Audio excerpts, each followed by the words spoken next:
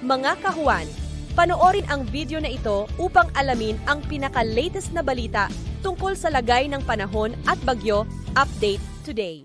Narito ang ating pinakahuling satellite image kung saan nakikita nga natin itong linya ng kaulapan dito malapit sa may Visayas. Ito ang tinatawag nating shear line. Ito ang salubungan ng malamig na hangin galing northeast at mainit na hangin galing silangan.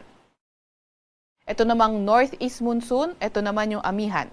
So itong shear line, inaasahan nga natin makakaapekto sa Visayas at northeast monsoon makakaapekto sa may Luzon area. Itong shear line ay magdadala ng mga pag-ulan sa malaking bahagi ng Visayas, ilang bahagi din ng Bicol region at maliit na bahagi ng Caraga area. At cloudy skies with rains yung dadalhin naman na pag-ulan ng northeast monsoon sa ilang bahagi ng Luzon. Sa kasulukuyan, wala naman tayong minomonitor na low pressure area or bagyo sa loob or malapit sa ating Philippine Area of Responsibility. Gayunpaman, patuloy nating minomonitor itong cloud cluster sa boundary ng ating Philippine Area of Responsibility. Kaya patuloy tayong mag-antabay sa mga ilalabas na update ng Pag-asa.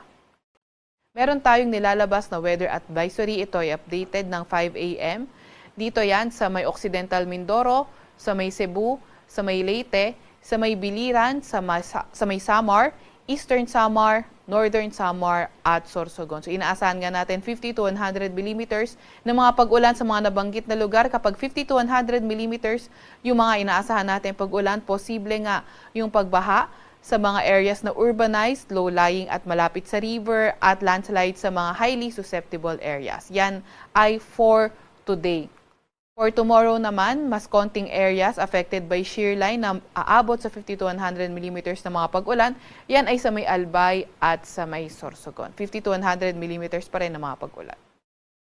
Meron din tayong nilalabas na gale warning. Updated ito ng alas 5 ng umaga. Yan ay sa northern coast ng Quezon, kabilang na ang northern at eastern coast ng Polillo Island sa may Camarines Norte, northern coast ng Camarines Sur sa may Catanduanes, eastern coast ng Albay, eastern coast ng Sorsogon, ang northern at eastern coast ng Northern Samar at ang eastern coast ng Eastern Samar. Kaya lubhang mapanganib sa mga lugar na nabanggit, kaya kung maaari ay huwag munang pumalaot sa mga lugar na iyan.